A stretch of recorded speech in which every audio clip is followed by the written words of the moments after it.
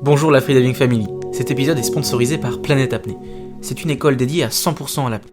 Basée sur le lac d'Annecy, elle vous propose un large choix d'activités, de l'initiation à la formation instructeur, AIDA ou CMAS. Vous pouvez être coaché par Simon ou Adeline, ou tout simplement venir en autonomie et en toute sécurité. Les départs se font directement du bord, et pour les explorations et les sorties à plus de 40 mètres de profondeur, c'est départ en bateau. Planète Apnée organise aussi des séjours apnée sur mesure pour les clubs. Vous trouverez plus d'informations sur www.planetapnée.fr. Bienvenue sur la Freediving Family, le podcast 100% apnée, 100% francophone. La Freediving Family, ce sont des interviews pour explorer les motivations, les peurs, les déclics et découvrir les parcours inspirants de nos femmes et nos hommes dauphins. Je suis Julien Moreau, membre de l'équipe de France d'apnée AIDA 2024, ainsi qu'AIDA Master Instructeur. Mais je suis avant tout, comme vous, un amoureux de l'océan et de la communauté apnée. Depuis 2021, je parcours le monde, de Bora Bora au Blue Hole égyptien. Sur ma route, je tends le micro aux freedivers vivant leur rêve de grand bleu. Installez-vous confortablement et bonne écoute à vous. Mais avant, n'oubliez pas de vous abonner à la Freediving Family, le podcast 100% apnée. Cet épisode est aussi soutenu par l'école d'apnée Blue Addictions. Elle est basée dans le sud de la France, à La Londe-les-Maures et Bornes-les-Mimosas. Depuis 2011, Blue Addictions propose des formations AIDA et FFESSM. Vous pouvez vous y former comme MEF1, passer votre RIFA ou encore faire votre AIDA 4. Que vous soyez un club, un débutant curieux ou un apnéiste confirmé, Blue Addictions vous propose des stages variés, des masterclass avec des grands noms de l'apnée, des ateliers sur la compensation avec Federico Mano. Blue Addictions dispose de 2 semi-rigides équipés de potence amovible et de 2 centres pour vous recevoir avec confort. Blue Addictions, c'est aussi une équipe d'apnéistes compétiteurs au niveau international, avec la Blue Addictions Pro Team. Merci à l'équipe Blue Addictions de soutenir le podcast Freediving Family.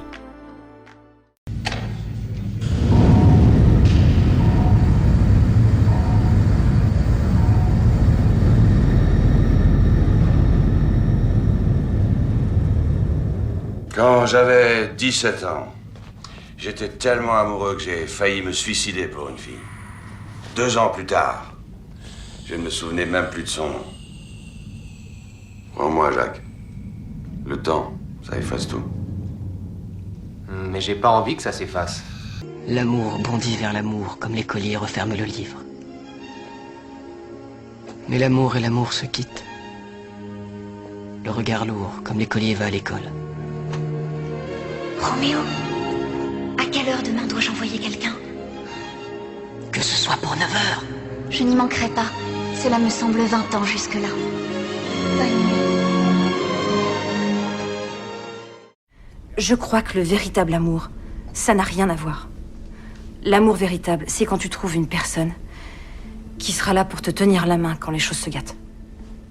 Et c'est tout.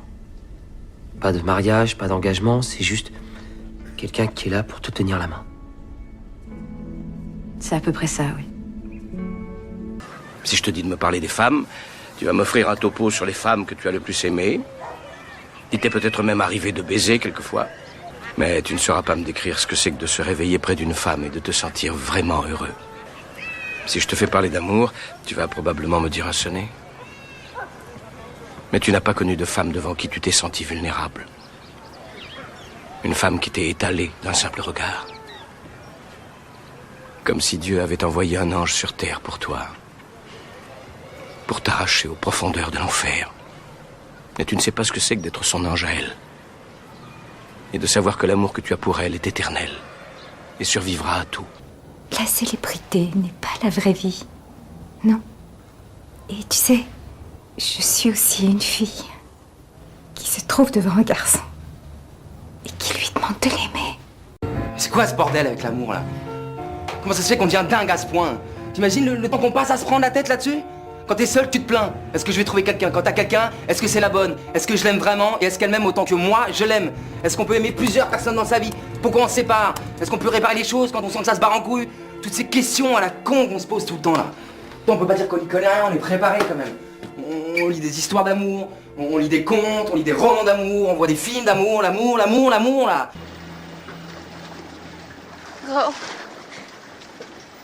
Go and see my love.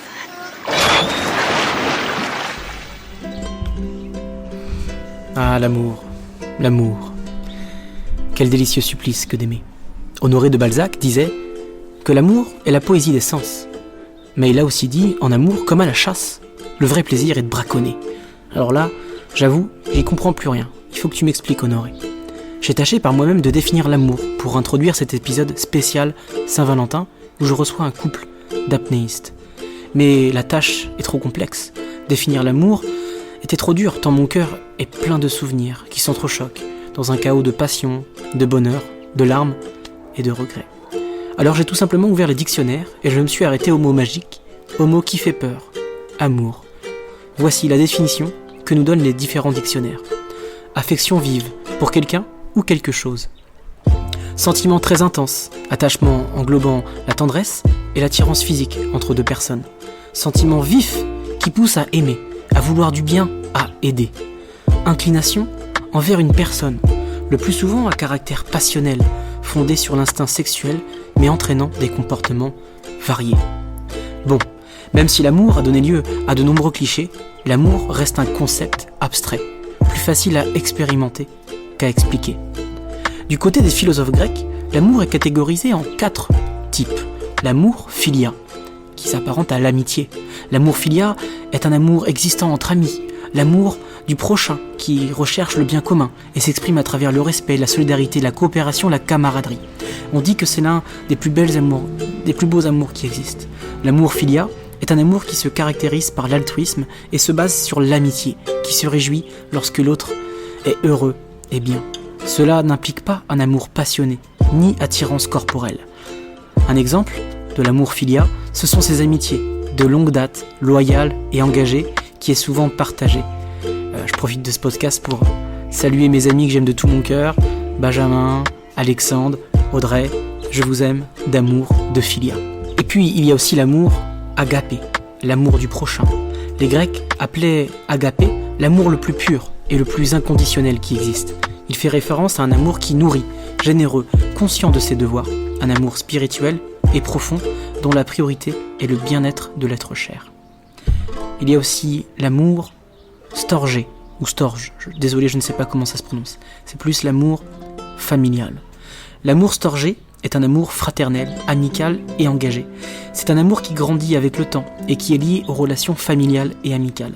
C'est la raison pour laquelle il se caractérise par un amour loyal et même protecteur. Ça ressemble un petit peu à l'amour philia, mais en fait l'amour storgé c'est un peu comme l'amour qu'une maman peut ressentir pour ses enfants. Un grand frère va ressentir pour sa petite sœur. L'amour storgé s'oppose à l'amour éros, en ce qu'il n'est pas passionné, il n'est pas impulsif, et peut se produire entre deux personnes ou encore entre des personnes et des animaux. On a tous aimé, comme c'est pas possible, nos chiens ou nos petits chats, c'est vrai, ça c'est l'amour storgé. Et puis enfin, il y a l'amour éros, celui qui implique l'attirance sexuelle. Éros représente l'amour passionné et érotique. Dans la mythologie grecque, Éros est le dieu qui symbolise l'amour romantique, la passion, l'impulsivité. Cela peut être le premier pas vers un amour plus profond et plus durable si on arrive à canaliser son intensité. Ce type d'amour se caractérise par une attirance physique, sexuelle et instinctive. Il est lié à l'amour éphémère qui est généré au début de la relation et qui idéalise le moment en mêlant désir et attirance sexuelle. L'amour éros, pour être très impulsif et charnel, peut conduire à des infidélités. Aujourd'hui, mes amis, je vous invite à explorer la question de l'amour dans le cadre de l'éros, car je reçois Simon Chenu et Adeline Fissier, un couple d'apnéistes à la tête de l'école Planète Apnée, basée dans le lac d'Annecy. Je vais tâcher dans cet épisode unique d'explorer ce que les liens d'amour offrent lorsqu'il s'agit de s'immerger ensemble, main dans la main, cœur contre cœur. Adeline et Simon, j'ai eu l'occasion de les côtoyer lors du BPGEPS il y a déjà 3 ans. Et j'ai pu au fil des années voir sur les réseaux sociaux l'évolution de leur couple. De 2 amoureux, ils sont aussi devenus 2 entrepreneurs travaillant ensemble. Comment font-ils pour pas se disputer ? Comment organise-t-on un couple lorsque l'on partage la même passion et que l'on travaille dans la même entreprise ? Bref, l'amour au cœur d'une école d'apnée m'amène à me poser beaucoup de questions. Mes chers amis de la Freediving Family, je vous souhaite une bonne écoute. Si vous aimez, dites-le avec 5 étoiles et n'oublie pas de t'abonner. Adeline et Simon, l'amour pour oxygène. C'est un épisode de la Freediving Family, le podcast 100% apnée, et ça commence maintenant.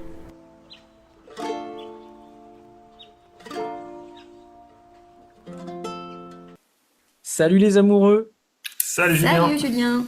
Bon, ben, je suis super content de vous recevoir sur la Freediving Family pour cet épisode un peu spécial Saint-Valentin, spécial amour. Et ça me tenait à cœur d'inviter un couple pour aborder le sujet de l'amour dans un couple. Parce que je suis sûr que le fait de pratiquer l'apnée en couple, bah, ça a une plus-value. Donc ma première question, les amoureux, ça sera quelle est votre définition de l'amour? Oula, la question complexe quoi. Ça envoie du lourd là. Alors attends, je vais laisser ma femme répondre, comme ça je fais pas de bourde. Bah, pour moi, l'amour avec un grand A, j'ai envie de dire, ça va être la confiance dans un premier temps.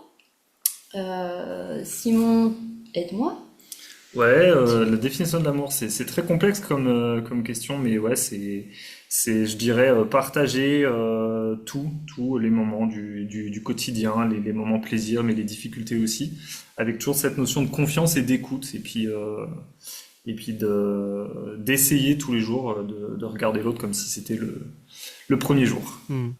C'est Confiance, beau, hein? Voilà. partage et communication et regarder l'autre comme si Ouais, c'était le premier jour. Ouais, c'est beau, hein. C'est c'est ça. beau, Ah, c'est c'est beau, c'est beau, beau. hein. Alors, est-ce que vous pouvez vous présenter dans les grandes lignes quand même pour les auditeurs qui ne vous connaissent pas? Ok, ben moi c'est Simon, donc je suis apnéiste depuis tout petit en fait, où je faisais ça en loisir avec mon père, et maintenant je pratique l'apnée un peu plus sérieusement, et je suis devenu moniteur il y a 5 ans, et j'ai lancé mon école sur le lac d'Annecy en Haute-Savoie, une entreprise qui s'appelle Planète Apnée et qui va faire maintenant sa 3e saison. Et c'est à moi. Donc moi, c'est Adeline Fissier. J'ai 37 ans. Et À j'ai 37 commencé... ans, mais tu fais tellement plus jeune. Ah ouais? Ah bah Ah tant mieux. ouais. Je pensais aussi quand je l'ai connu et je me suis fait arnaquer. Voilà. Waouh, moi je pensais que tu avais 30 ans là, 29 ans. Ah ouais, bah non, 7 ans de plus, tu vois. Ah ouais. Donc 37 ans, donc moi l'apnée, je la pratique depuis 7 ans. Donc j'ai rencontré Simon à 30 ans. Et c'est, on va dire, grâce à lui que je me suis mise à l'apnée. Il m'a emmenée dans le bonheur de l'apnée. Ok. Et donc aujourd'hui vous travaillez ensemble dans Planète Apnée. Exactement, oui. On est tous les deux sur Planète Apnée, en amoureux. En amoureux. Donc c'est une entreprise de couple. Est-ce que c'est l'apnée qui vous a amené à vous rencontrer ou au contraire c'est le freediving qui est venu au cours de votre relation? Non, c'est plus du coup l'apnée qui est venue au fur et à mesure. Moi, en fait, je pratiquais déjà depuis longtemps quand on s'est connu avec Aline. Et au moment de faire plus ample connaissance sur le côté présentation, vient le fait que bah, je lui explique que moi, je suis passionné d'apnée. C'est vraiment mon truc. Et elle m'explique qu'elle est phobique de l'eau. Alors, on se dit mince, ça va être compliqué. C'est le Et en bordel. fait, ouais. Et en fait, on en est venu à prendre un peu les paris de mettre Adeline dans l'eau, mais sans une seconde imaginer faire de l'apnée. C'était déjà mettre un pied dans le lac d'Annecy, c'était un sacré défi. Ah ouais, à ce point-là? Ah oui, Ah oui, vraiment, ouais. oui. Alors il faut savoir quand même que je ne mettais même pas le visage sous l'eau, même quand je prenais ma douche. Donc, alors Waouh. je le savais, hein. Elle Mais, était très sale quand je l'ai connue. Elle se lavait mais pas. voilà. Si, mais en tout cas, l'eau ne devait pas couler sur le devant de mon visage. Ok. Et là vous étiez déjà en relation amoureuse ou toi Ouais, c'est on l'autre venait de qui se, vous a- bah, nous, on s'est connus, on en était à cette étape-là, hein. C'est-à-dire Adeline ne met pas un pied dans l'eau, donc vraiment inimaginable. Ah ouais, ça aurait été Et dur pour moi. ouais, mais en fait, moi j'ai pris ça presque un peu comme un défi en me disant, mais finalement, si que je commençais à me projeter un peu dans ma carrière de moniteur, et je me suis dit, si j'arrive à mettre Adeline dans l'eau, bah, ça marchera avec tout le monde en fait. Ce Hmm. sera ma cliente la plus compliquée en fait, d'autant que bah, quand il y a la relation amoureuse derrière, c'est d'autant plus difficile de trouver les bons mots, d'être patient. Enfin, c'était un gros défi.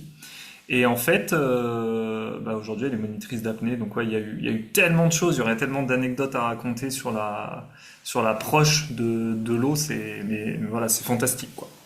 Donc Et maintenant, l'apnée a un sens encore plus important pour nous, quoi. waouh. Et Adeline, comment t'expliques que t'es passée de thalassophobie, c'est ça, à plongeuse en apnée professionnelle? Eh ben écoute, ben encore une fois, c'est l'amour, hein, j'ai envie de dire. Oh, c'est J'ai beau. rencontré Simon Et en fait, c'est aussi grâce à lui et à cause de lui où j'ai été confrontée à cette peur, parce que je l'ai toujours fui. Enfin, toute ma vie, j'ai fui un petit peu cette peur. Et le jour où il fallait vraiment me confronter à ça, bah, je l'ai fait avec Simon. Et ça a été très compliqué. Donc, je suis restée bloquée pendant plusieurs mois, voire années, à 8 mètres de profondeur. Donc, je n'avais aucun problème de compensation. Souvent, voilà, c'est toujours le problème chez les apnéistes. Moi, c'était vraiment la peur. Donc, c'était très progressif, très lent. Mais en tout cas, c'était bien fait. Et aujourd'hui, je suis complètement sortie de cette peur, de cette phobie. Et je suis tellement contente, tellement heureuse. Alors là, elle te vend le truc assez bien, mais en fait, faut savoir que la première immersion d'Adeline, c'est un échec complet, hein, parce que moi, j'ai pas du tout conscience de ce que c'est à ce moment-là, avoir peur de l'eau. Parce que pour moi, ça n'existe pas réellement. J'arrive pas à conscientiser avoir peur de l'eau. Moi, je suis né dedans avec mon père, quoi, et ma mère. On avait tout le temps nos jours de congé, c'était dans l'eau, quoi. Et donc, on se retrouve dans le sud de la France et je dis à Adeline, ouais, t'inquiète, je vais t'emmener nager, tu vas kiffer, ça va être trop beau. Et on arrive du côté de Cassis et ce jour-là, il y avait le Mistral. Et Ouais. moi, allez, le Mistral, c'est pas grave. Et on se met à l'eau sur des rochers hyper casse-gueule, elle glisse, elle se coupe le pied. Je lui mets une combi, des palmes, masque tuba, on saute dans l'eau. Et moi, je file faire des canards pour essayer de trouver un poulpe ou un truc fun à lui montrer. Et je me retourne J'étais et j'ai Adeline qui est tétanisée tétanisée en en surface. Et je surface. me suis dit, mais pourquoi elle a peur? C'est pas possible, c'est trop bien ici, c'est trop beau. Il y avait 1,50 m de houle, enfin bref, le bordel complet, quoi. Donc ça n'a pas été si romantique que ça au début. Mais c'est cette expérience qui m'a fait vraiment prendre conscience que on allait y aller étape par étape, Oui, quoi. mais j'en ai pris aussi conscience à ce moment-là, en fait. Ouais. Et le stress, il se manifestait comment, du coup, de la crispation musculaire, un rythme cardiaque qui augmente, une angoisse, une envie de... Ouais, c'est un- ça, tu imagines le pire, tu vois, tu t'es dans l'eau et t'imagines que tu vas te noyer, enfin, il y a plein de choses qui te passent dans la tête et justement après, bah, t'as la réaction un peu physique qui se met en place, donc comme tu dis, hein, la crispation des muscles, la respiration haletante, enfin voilà, c'est très anxiogène, quoi. En fait, je crois que pour comprendre, il faut qu'elle t'explique comment elle en est venue à avoir une phobie de l'eau, parce que Ouais. ça vient toujours de quelque chose, Oui, quand même. et je m'aperçois que c'est de plus en plus. En fait, à cette époque, j'ai 12 ans et avec ma classe du moment, quoi, à l'école, nous allons à la piscine pour une épreuve et c'était l'épreuve où il fallait descendre le long de la perche Ouais. jusqu'en bas de la piscine, jusqu'au fond. Donc j'y vais, alors pas très sereine, mais j'y vais quand même. À ce moment-là, j'ai pas forcément peur de l'eau, hein, mais je suis pas très aquatique non plus. Je commence ma descente, ça va, et il y a un moment, bon, je me dis, il faut que je remonte quand même. Donc je remonte, et là, impossible de remonter parce que j'ai mon maître nageur qui me met le pied sur la tête Mais et non. et me laisse sous l'eau. Alors là, à ce moment-là, c'était une panique totale, donc ça a peut-être duré 5 secondes, mais c'était les 5 secondes de trop, les pires de ma vie, où j'ai vraiment cru que j'allais me noyer. Et à la sortie de l'eau, tout le monde rigolait. Donc en fait, c'était pour faire rire un petit peu la galerie. Et donc j'ai un peu additionné l'humiliation devant tous mes camarades de classe et en plus cette peur de me noyer, quoi. Donc voilà. Si Depuis tu ce jour-là, recroisais aujourd'hui ce moniteur de natation, tu lui dirais quoi? alors malheureusement, alors j'ai pas envie de dire que c'est le karma, mais voilà, il a eu un accident de voiture et il est décédé aujourd'hui. Ah. Bon, bah, paix à son âme. Ouais, paix à son âme. Donc C'est horrible voilà. de faire ça à un enfant. C'est horrible de faire ça, ouais, c'est horrible de faire ça et je m'aperçois qu'il y en a beaucoup qui viennent Ouais, avec ouais. cette même peur parce qu'ils ont vécu exactement la même Combien de chose. fois on entend ça, nous, Ouais, l'été, de gens qui nous disent j'ai peur parce que j'ai un très mauvais souvenir de la piscine à l'école où le maître nageur m'a poussé dans l'eau, où à les copains se sont jeter, ouais. moqués, l'autre il m'a appuyé sur les épaules. Enfin, c'est dingue l'impact que peuvent avoir ces cours. Il y a énormément de bien, attention, hein, mais il y a aussi des petits moments comme ça qui vont très très vite, l'espace de quelques secondes, et ça reste ancré des années dans la tête des gens, quoi.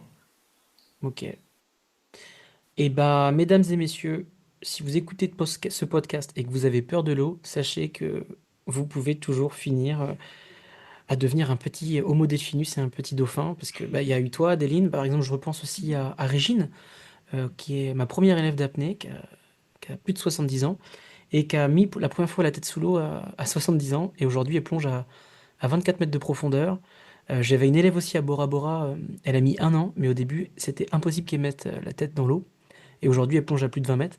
Donc pour les gens qui se disent c'est impossible, eh ben ce n'est pas le cas. Exactement. Ouais, c'est sûr. Et puis alors, en plus, je trouve que bien souvent, les gens qui arrivent avec une appréhension comme ça sont souvent les personnes les plus assidues dans l'eau, en fait, parce qu'il y a une espèce d'écoute de la consigne, du respect, de la sécurité qui est pas forcément présente chez tout le monde. Et bien souvent, les gens qui nous disent venir avec une peur, c'est souvent les plus beaux résultats qu'on ait, hein. C'est assez marquant. Ouais, humainement, c'est magique d'aider comme ça. Ouais, c'est clair. Non, mais carrément, nous, enfin, les gens s'en rendent pas compte, mais quand ils viennent en nous disant on a peur, nous, en quelque Ouais. sorte, on adore ça parce On que savoure la réussite avec eux. Ouais, complètement, ça se voit dans leur regard. C'est pour ça qu'on aime ce job, hein. C'est pour Mm. passer des émotions avant tout. Et quand quelqu'un passe de la peur à la joie et qui sort avec le sourire fier de lui, on a même des gens les larmes aux yeux, Mm. c'est complètement dingue, quoi. Et peu importe la profondeur, que ce soit 1 mètre de Mm. profondeur ou 20 mètres, peu importe, de chacun sa petite Ouais, le réussite. défi est gagné de se dépasser, quoi. Et le mot exact, Adeline, c'est quoi? C'est thalassophobie? C'est la Non, peur des profondeurs? aquaphobie. C'est Je aquaphobie, peux la dire peur de l'eau. aquaphobie, ouais. Ok. Je crois que thalassophobie, ça se dit aussi, mais Oui, ça se Ouais, dit aussi. thalassophobie, je crois que c'est plus en lien avec, par exemple, quand t'as de la profondeur sous les pieds, et quelqu'un qui va aller en ok. piscine, il a pas peur, mais par contre, tu le mets dans l'océan, là, il panique, quoi. Ouais, Genre, voilà, c'est ça. quand tu les mets dans l'océan Pacifique et que tu leur dis qu'il y a, il y a 6000 mètres en dessous, ils sont en panique totale. Ah non, Adeline, Ouais. c'était même La douche, ouais. pédiluvophobie, tu vois. Même le pédiluve, ça lui faisait peur, ça. On partait de loin, là, tu vois. Pédiluphobie. Ok. Et donc aujourd'hui, quand tu te douches, est-ce que tu te laves le visage? Oui, enfin. Et en fait, je suis bien blanche de peau. Oui, oui, oui, ça y est, c'est fini tout ça. Bon, bah, en tout cas, merci d'avoir partagé cette expérience parce qu'elle est forte et puis elle est belle. C'est Oui. l'amour qui t'a aidé à aller au-delà de cette phobie. Est-ce qu'aujourd'hui, vous diriez que l'apnée vous a permis de vous faire davantage confiance et que ça vous a rapproché en amour? Oh oui. Ouais, Mm. complètement. Bah, les moments qu'on partage sous l'eau, évidemment que quand t'es en couple, ça fait que rapprocher, quoi. La confiance, elle se fait par autre chose que la parole sous l'eau. Et je trouve que par le regard, par la gestuelle, on en apprend encore plus sur soi, mais aussi sur l'autre, du coup. Et je trouve que ça fait que renforcer les liens sur Terre après. Hmm. T'en penses quoi, Adeline? Bah, je suis totalement d'accord avec Sylvie. Elle me regarde à côté, elle approuve d'un signe de tête, Et genre, est-ce ouais, que, pas mal. est-ce qu'il y aurait des points négatifs à pratiquer l'apnée en couple parfois?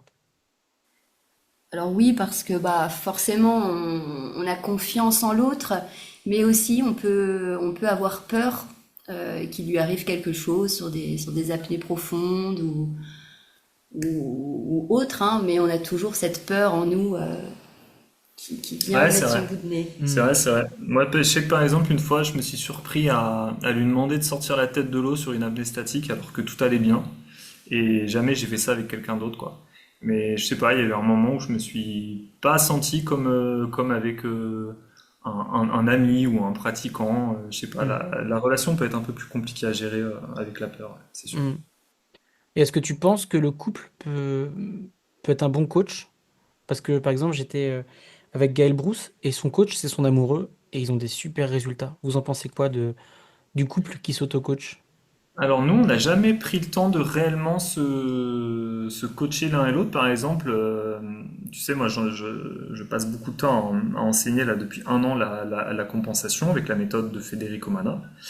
Et Adeline me faisait la réflexion il n'y a pas longtemps, et c'est vrai que jamais je lui avais transmis cette méthode, par exemple. Hmm. Parce que, je sais pas, je crois que naturellement, ça s'est jamais fait, en fait. On n'a jamais pris l'habitude de se coacher, peut-être parce qu'on a un caractère de merde tous les deux, et on s'engueulerait vite, je pense.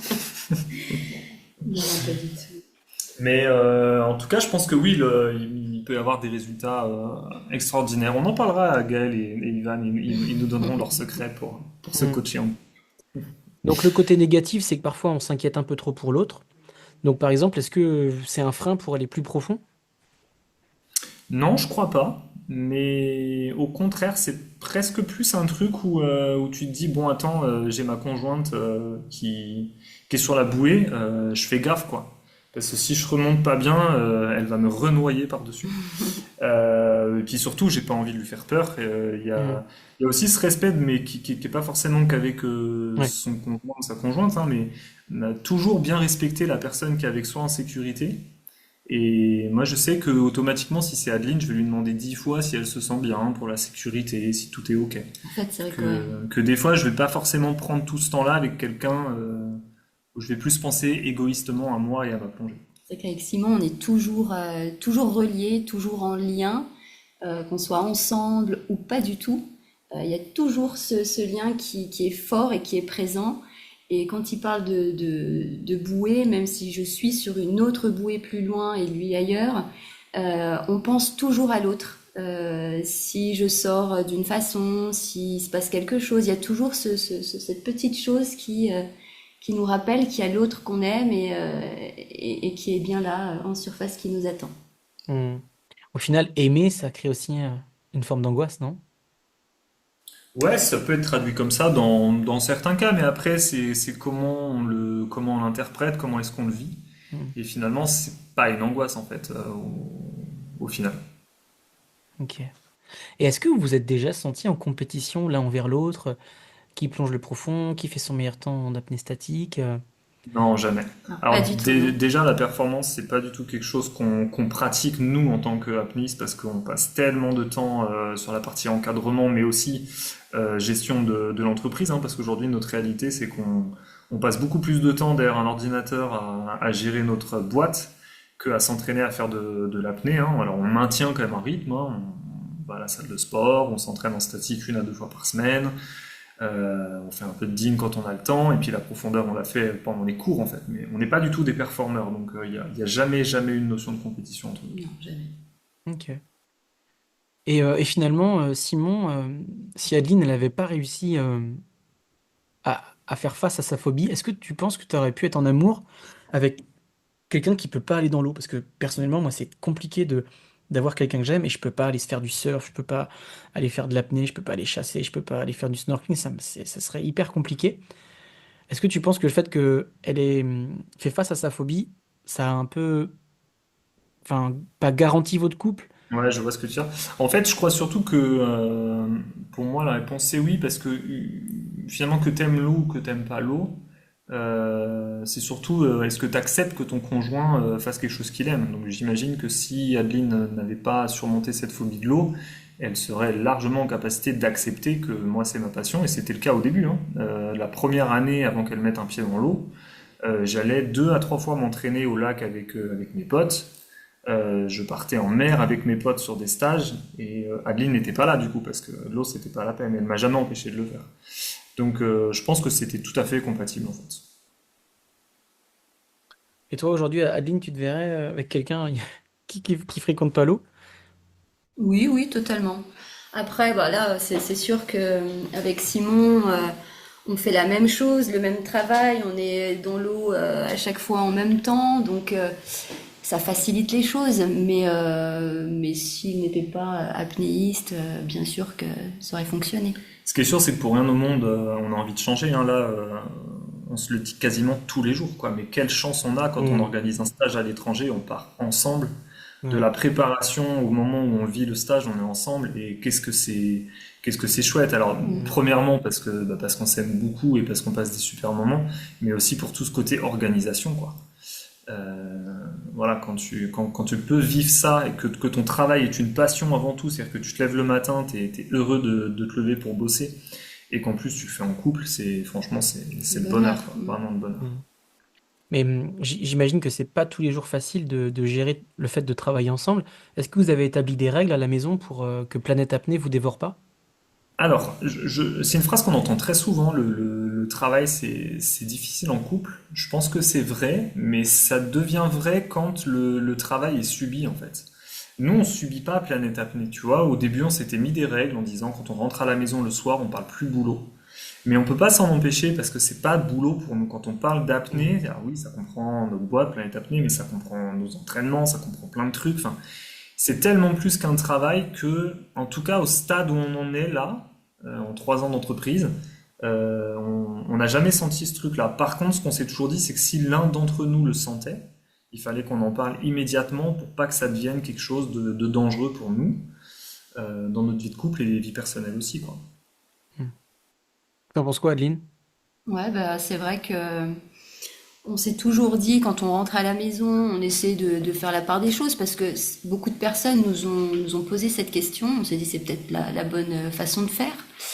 Et en fait, on s'est rendu compte que en discuter à la maison, il n'y a aucun souci parce qu'on parle de nos stagiaires de la journée. Donc certes, mais ça reste des personnes, c'est des réussites. Nous, ça nous a fait du bien aussi de les avoir. On a partagé des moments avec eux. Donc c'est des choses qu'on partage aussi entre nous.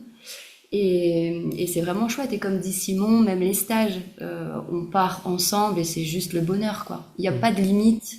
On est ensemble, on est un couple et il y a Planète Apnée qui est présent. Mais avant tout, on est un couple. Et si ça déborde un peu trop dans le boulot, les papiers, les factures, etc., on saura très bien mettre un frein. Ouais. Encore une fois, je crois que c'est la communication avant tout. Tu vois, un exemple très concret, hein, pas plus tard que ce matin, 9h du mat, Adeline a bloc derrière son ordi, a préparé un stage, machin. Elle me sollicite pour me dire, tiens, trouve-moi des photos. Moi, pas du tout envie à ce moment-là de me mettre la tête au boulot. Je lui dis simplement, mais là, c'est pas du tout le moment pour moi. Et ça se passe très bien, en fait. Du moment qu'on est capable de se dire les choses, c'est-à-dire là, j'en ai envie ou là, j'en ai pas du tout envie, et que l'autre en face respecte, en fait, ça peut que bien se passer, quoi. Mais encore une fois, et pas que dans le couple, hein, c'est toujours une histoire de communication, quoi. La communication. Peut-être qu'on peut faire de la thérapie de couple, nous, en plus de la planète apnée et planète couple. Et Adeline, tu parlais des fois vous rentrez à la maison et le soir vous débriefez, et bien sûr on parle de nos élèves, parce que nos élèves, ils nous marquent, Oui. on a certains élèves qui sont dans notre peau, quoi. Oui. Est-ce que tu penses à un exemple d'élève qui t'a marqué? Il y en a tellement parce qu'on on en voit tellement passer, notamment l'été. Mais moi, c'est toujours justement ces personnes qui ont une peur, une appréhension de l'eau. Et en fait, j'adore les accompagner, j'adore aussi les rassurer. Et toutes ces personnes-là, je vois dans leur regard juste une petite étincelle de réussite. Et alors là, moi, ça me refait toute une journée. Et pour toutes ces personnes, voilà, il y en a plusieurs. Voilà, j'en ai pas une particulièrement, mais voilà, c'est plus ça. Ouais, ça a du sens pour toi au final d'aider des gens Oui. à... C'est hyper fort en fait, c'est hyper sensé quoi. Mm. C'est Ah oui, non, vraiment c'est sûr. génial. Moi, dès que je reçois une personne comme ça, c'est du bonheur pour moi. Et quel conseil vous donneriez à un jeune instructeur de 36 ans, vivant entre la France et Dahab, fort sympathique, qui a un podcast sur l'apnée, pour trouver l'amour avec une instructrice d'apnée avec qui je pourrais partager ce rêve? Avez-vous des Euh, contacts? on t'en enverra en privé, ne t'inquiète pas. Non, sincèrement, il y a aucun conseil à donner. On n'est pas des exemples, hein. Nous, en tout cas, ce qui est sûr, c'est qu'on ne s'est pas cherché. On s'est connus totalement par hasard dans un lieu improbable et pas un moment où on s'attendait à rencontrer quelqu'un. Donc, on n'est pas bien placé en conseil pour trouver une personne volontairement. Hmm.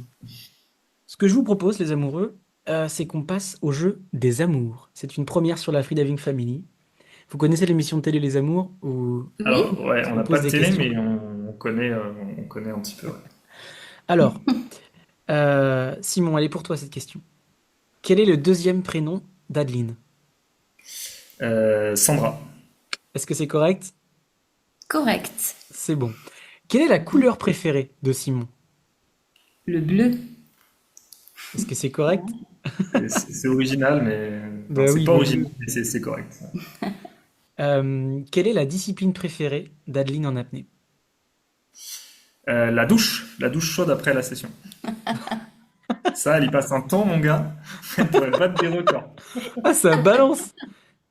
T'as vu un peu, Ouais, ça attaque d'accord. direct là. Maintenant, Ouais, je mais il vais n'y a prendre pas des douches, alors de... j'en profite. Ouais, c'est ça. Il y a pas de classement international sur cette discipline. Ça va venir. Statique sous la douche chaude, tu vois. Et Adeline, en vrai, c'est quoi ta discipline préférée dans l'apnée? Moi, c'est l'immersion libre. Ok, profondeur, immersion libre. Ok. Ouais. Cette question, elle est pour toi, Adeline. Quel est le record de profondeur de Simon et dans quelle discipline? Alors, c'est en poids constant, euh, à peu près 50, il me semble.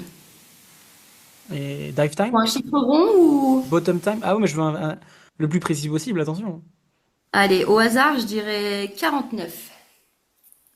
Et alors, Simon? Ouais, c'était 50, mais la 50. montre n'a pas affiché 50 alors. En Il n'a pas bipam? tendu sa main. J'avais la montre dans la cagoule et ça a faussé mon record. On le connaît quand on veut faire la photo du PB et que là on Bien est sûr, c'est le dégoûté parce bras que c'est tendu. 49,9. Simon, question pour toi. Qu'est-ce qui agace le plus Adeline dans l'apnée et pourquoi? Je dirais ceux qui courent à la performance, justement, parce que je crois que c'est une personne, de par peut-être son passif, je sais pas, mais qui est très à cheval sur la sécurité. Et je crois qu'elle supporte vraiment pas les casse-coups qui sont que dans l'objectif performance. Vous avez eu des élèves un peu trop casse-cou qui se sont blessés? Alors, on a eu des casse-coups, on a eu très peu de blessés, mais on en a eu. Ouais, ça arrive, ouais. Après, on n'a pas un spot qui se voue principalement à la performance, Ouais. mais ça n'empêche quand même d'avoir certains casse-coups. Bon alors Adeline, est-ce que tu confirmes? Est-ce que c'est bien ça qui t'agace le plus? Eh ben, il me connaît très très bien parce que effectivement, ouais, je suis très à cheval sur la sécurité et voilà, moi la personne qui vient et qui veut pas mettre sa longe ou je ne sais quoi et faire un 30 mètres, c'est pas possible. Ouais, qui veut faire un Vite gap en trop colère. important, quoi. Et Adeline, qu'est-ce qui agace le plus Simon dans l'apnée et pourquoi?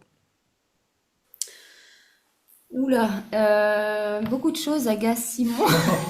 T'as vu, elle se venge. Là, Ok, là, c'est la si tu vengeance devais faire le étape 2, top là. 3. Non, bah écoute, je dirais que ce qui agace Simon dans l'apnée, ça va être peut-être les personnes un peu trop, justement, pas assez, pas dans l'objectif, mais pas assez, je sais pas comment expliquer Ouais, ça. elle part mal, elle part mal. Là, tu peux lui En enlever fait, je des sais points, pas, hein. voilà, en Tu fait, peux je lui sais enlever pas, des points, j'essaie là, de lui sur cette trouver. manche. Moi, tu penses au mot humble, peut-être? Non, non, non, je pense que Simon, il aime bien que les personnes aillent vraiment un petit peu, pas se pousser, hein, pas se mettre dans le mal, mais en tout cas, puissent se dépasser. Ah, Voilà, et moi, j'ai pas ce tempérament-là, donc ok. je pense que... Vous êtes le yin et le yang à vous deux, quoi. Bah, exactement. Hmm. Toi, t'aimes bien du coup, Simon, quand les gens ils cherchent un peu le dépassement de soi? Alors, c'est vrai que j'aime ça. Par contre, c'est pas ce qui m'énerve le plus. Si je devais choisir ce qui m'énerve le plus, c'est les apnéistes qui se prennent au sérieux. Ça, c'est vraiment quelque Hmm. chose que je supporte plus, quoi. Et peu importe le niveau ou la performance qu'il y a derrière, mais moi, les gens qui ne rigolent pas, qui n'ont pas le sourire, qui font de l'apnée un truc où il faut être tellement concentré qu'on se parle plus et Hmm. limite on se fait engueuler si on essaye de détendre un peu l'atmosphère. Ça, c'est vraiment quelque chose qui me pèse Hmm. et que je veux surtout pas vivre dans le centre qu'on gère. Ok. Ouais, mais J'ai c'est vrai, peur. on en parlait avec Lily Crispy qui expliquait au début qu'elle était un peu comme ça, elle était très, très stressée, du coup elle parlait pas. Et au final, c'est des gens qui sont souvent, qui ont une mauvaise gestion du stress. Ouais, complètement. Alors après, je peux comprendre hein, quelqu'un qui veut être dans sa bulle, il n'y a vraiment aucun souci. Mais en fait, j'ai vraiment le souvenir, alors je citerai ni de nom ni d'endroit, mais une fois sur un bateau de me faire engueuler par un apnéiste, parce que je rigolais avec quelqu'un sur le bateau et cette personne m'a dit, écoute, il faut vraiment que tu la fermes parce qu'on n'arrive pas à se concentrer, quoi. Et donc voilà, il y a une manière de dire les choses. Hmm. Et après, elle est partie à 25 mètres. Alors, je n'osais pas le dire, mais c'est un peu ça l'idée. Avec Yes. 40 carpes, évidemment, une demi-heure de sophrologie. Et puis avec un MEF1. Je suis méchant. Ouh là, ça balance, ça balance. Ouais, ça balance. Bon, qu'est-ce que Simon trouve de plus beau chez toi, Adeline? Aïe, aïe, aïe. Il y a interdit au moins de 18 ans le podcast ou... On peut à partir de maintenant, si vous voulez. De plus beau, je dirais ma bouche. Ok. Et qu'est-ce que tu trouves de plus beau chez Simon? Non, excuse-moi, l'inverse, du coup, Simon, tu dois répondre. Parce que moi, je trouve le plus beau chez Ali. Qu'est-ce que Adeline trouve de Non. plus beau chez toi? Ah, j'en sais rien. Bon, allez, mes yeux, c'est pas très original, mais Alors, est-ce j'imagine. que c'est bon, Adeline? Non, c'est Non. faux. C'est le six-pack? Moi, c'est son sourire que je trouve le plus beau. Non, c'est mignon. Le sourire. Bon, les amoureux, est-ce que si je vous donnais maintenant, tout de suite, 10 millions d'euros, vous seriez prêt à arrêter l'apnée à vie? Non. Moi, j'ai hésité quand même. Ouais. T'as vu? Mais Elle c'est a eu, il mignon. y a eu un blanc, elle m'a regardé, genre, t'es sérieux? Non, non, moi je m'en fous, je prends pas. Ouais. Parce que je saurais pas quoi en faire si je peux pas aller dans l'eau, donc. Mais si, imagine la villa Oui, bien sûr. au bord de Mais tu peux mer. pas Ah faire ouais, la- mais tu peux pas aller dans l'eau, Adeline. Ah, mais de l'apnée ou pas aller dans l'eau? Ah non, tu mets plus jamais, tu nages, tu fais plus d'apnée, tu nages plus, tu... Ah, plus du tout dans... Ah, alors non. Ouais. Non. Ça veut dire que nos modes de vie, au final, c'est luxueux. Ah ouais, Ouais. ça c'est clair, ouais. Ça vaut tout l'or du monde, ça. Ça vaut tout l'or du monde. Bon, mais voilà, on arrête pour la partie du jeu des amours. Merci d'avoir pris le temps de participer, c'est vraiment super sympa. J'avais Merci une à autre toi. une autre question pour vous. Quelle est l'ambition de Planète Apnée dans les années à venir? Est-ce que vous faites face à des freins de développement? Et est-ce que vous trouvez que la France est un pays favorable aux entrepreneurs? Alors, c'est très compliqué en effet de se développer au stade où on en est.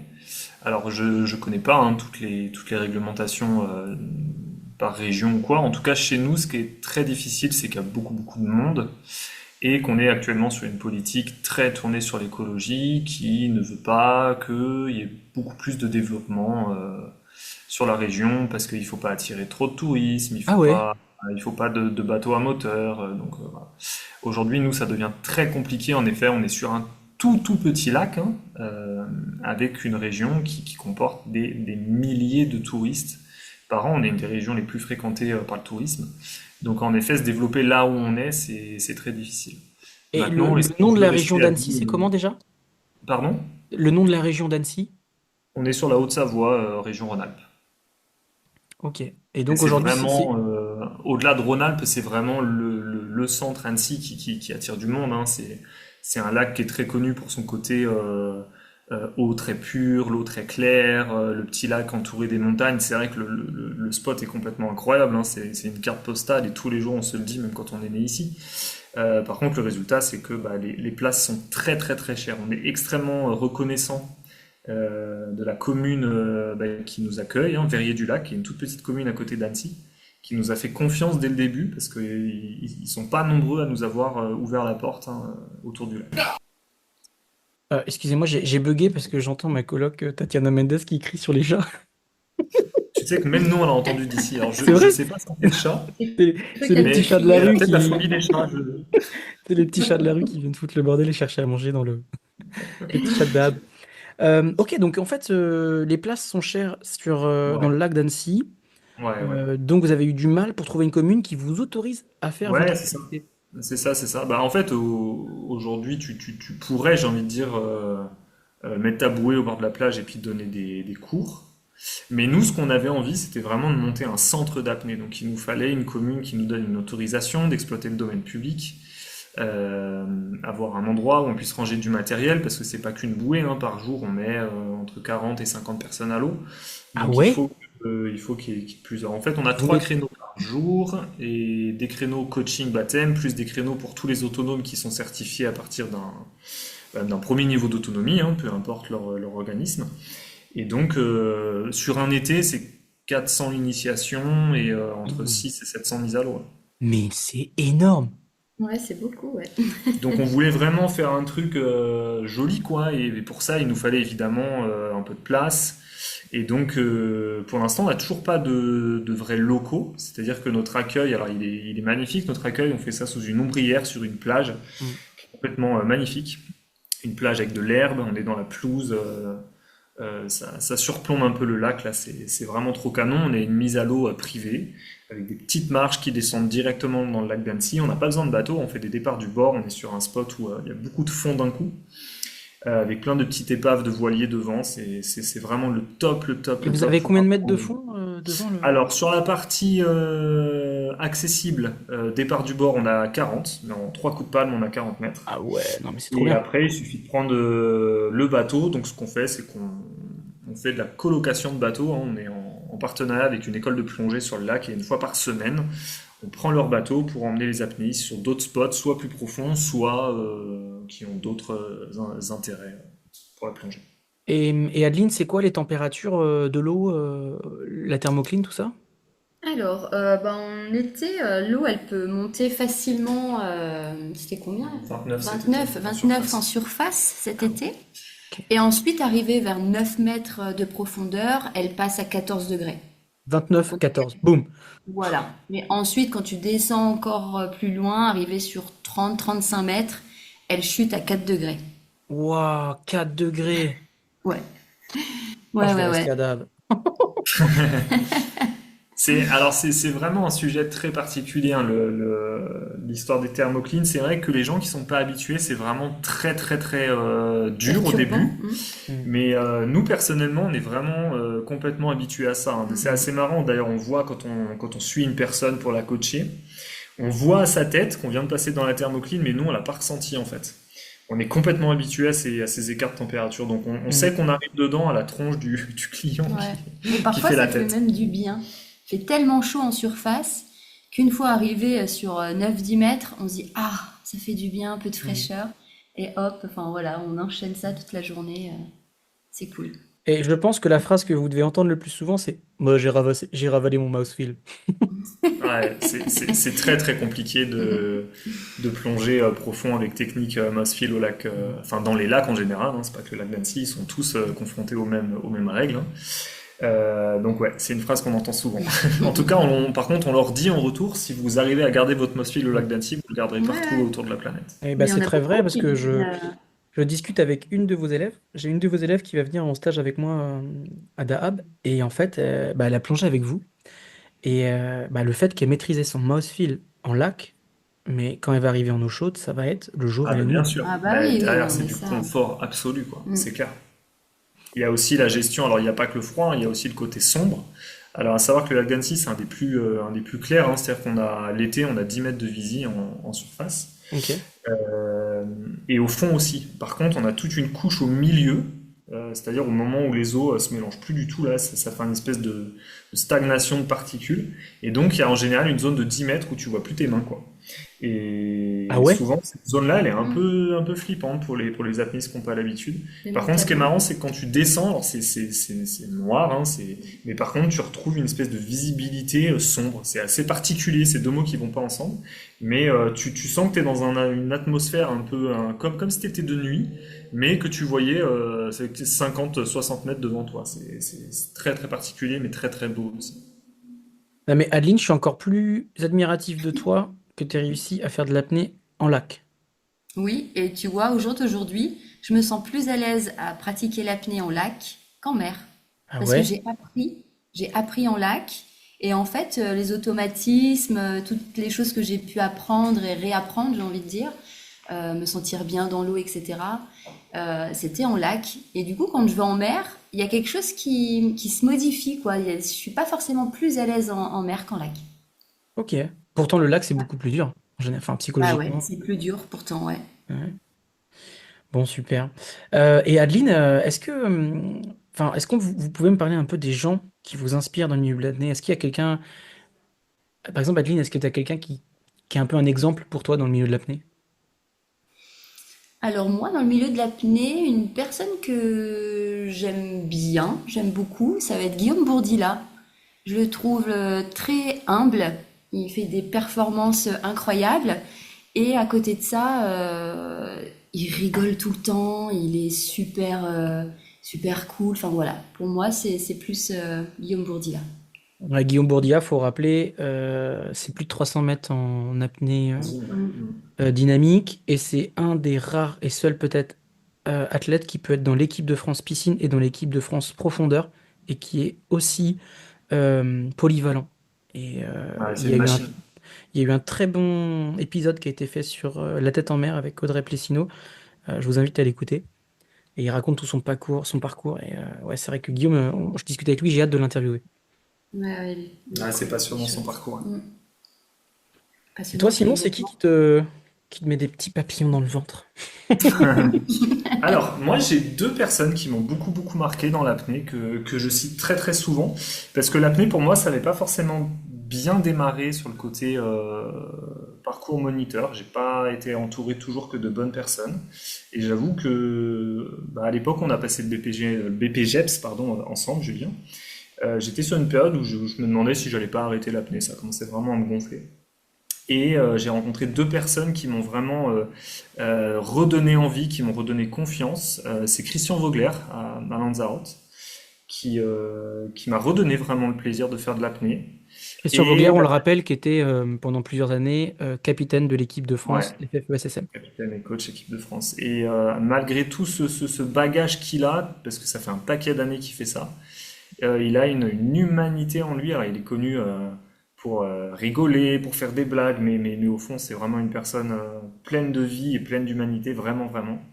Et je sais pas si c'est des choses qu'il a faites volontairement, mais en tout cas, il m'a redonné vraiment, vraiment confiance en moi et envie de faire de l'apnée.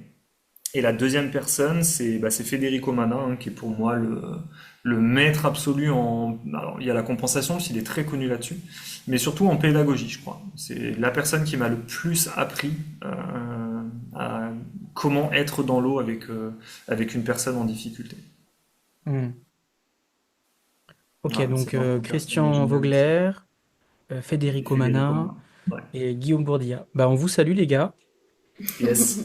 Ils vont Aline, nous tu payer un voulais... apéro pour les avoir cités dans ce podcast, j'espère. On était payé très cher. Tout à l'heure, on le disait en rigolant, vous êtes un peu le yin et le yang.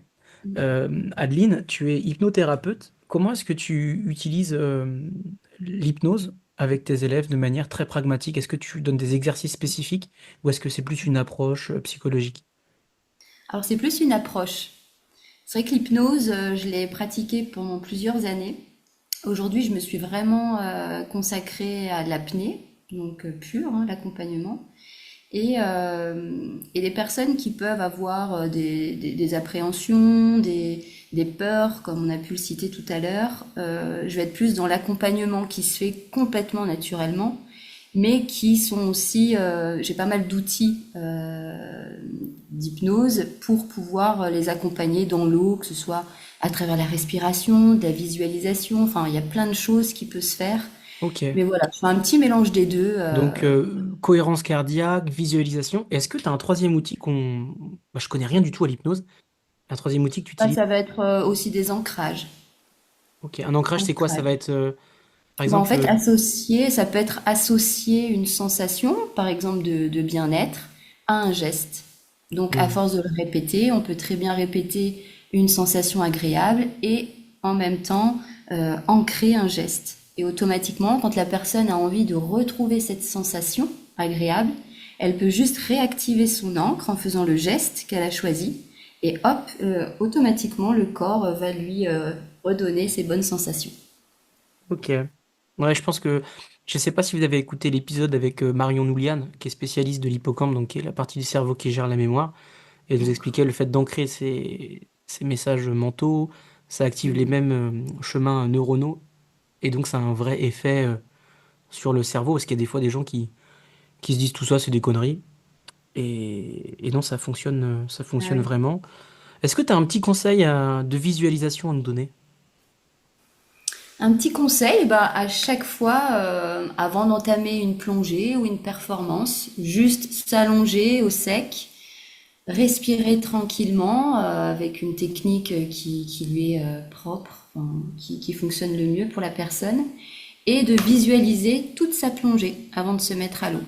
Et puis le répéter peut-être tous les jours ou alors en amont si c'est pour faire une compétition, de répéter automatiquement toute la descente et la visualiser. Et le Ok. jour où la personne se rendra sur une compétition ou je ne sais quoi, le corps aura la sensation, donc c'est comme un ancrage aussi, hein, aura la sensation d'avoir déjà effectué cette plongée. Donc ce sera beaucoup plus simple, j'ai envie de dire, Hmm. beaucoup plus automatique. Ouais, parce qu'on active les mêmes zones neuronales. Exactement, ouais. Et Simon, est-ce que toi, tu as un petit secret mental pour être plus à l'aise et plus relâché en profondeur? Alors, ce sera pas vraiment secret parce que bah, c'est ma chérie qui m'a formé à tout ça. Moi, j'y connaissais absolument rien. Et alors, pour le coup, moi, c'est des outils qui ont marché vraiment à merveille. Ce dont elle parlait, la visualisation, c'est-à-dire de s'imaginer en train de faire l'apnée. Moi, c'est quelque chose qui m'a beaucoup servi en apnée dynamique. Alors, l'apnée dynamique, je déteste ça. Avoir mal dans l'eau, c'est vraiment quelque chose qui me parle pas.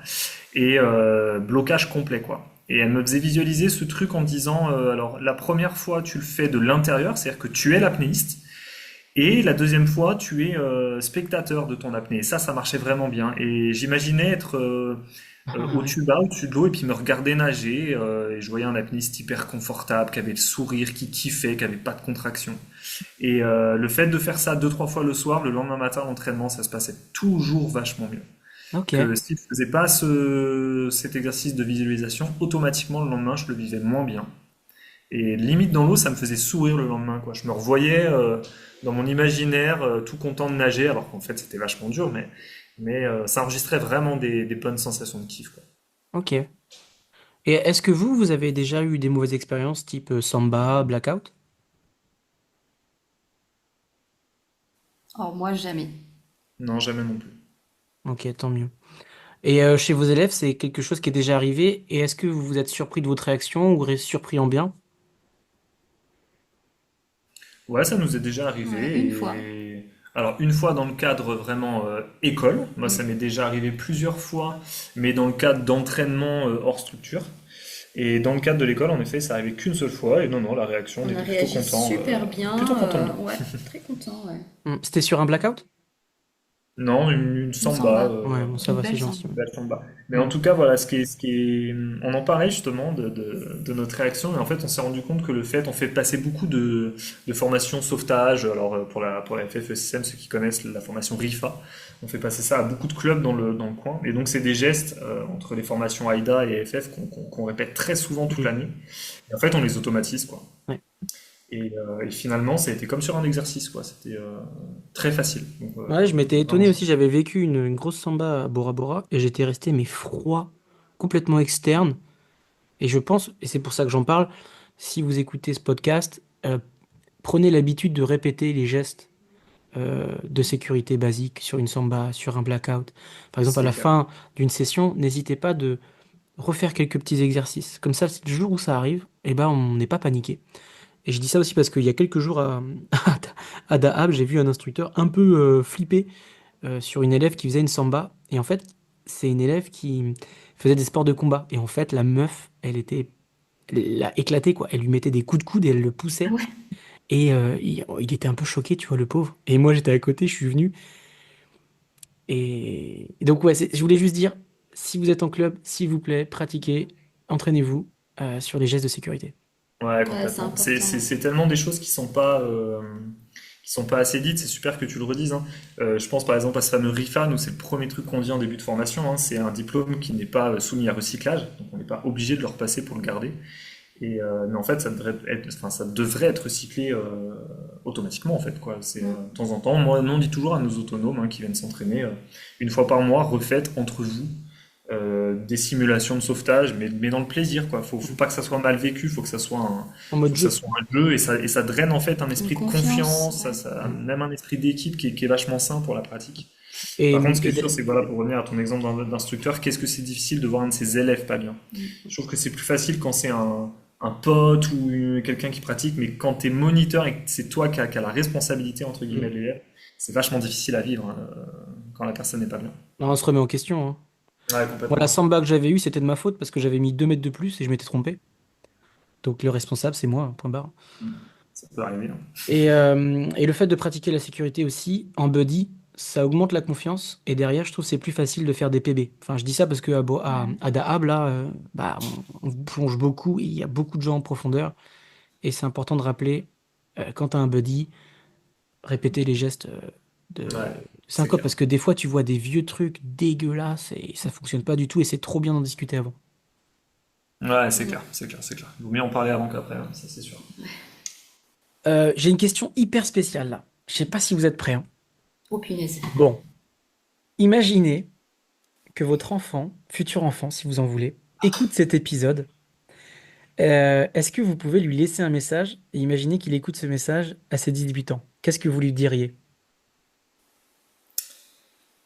Alors, il y en aurait des Ça, choses c'est de la bien. question.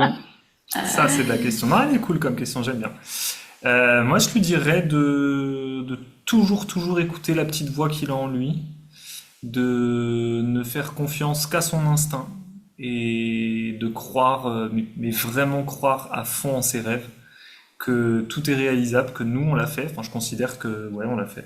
Et surtout d'essayer, même si c'est difficile, il faut toujours essayer pour y arriver. Et il n'y a jamais rien d'acquis.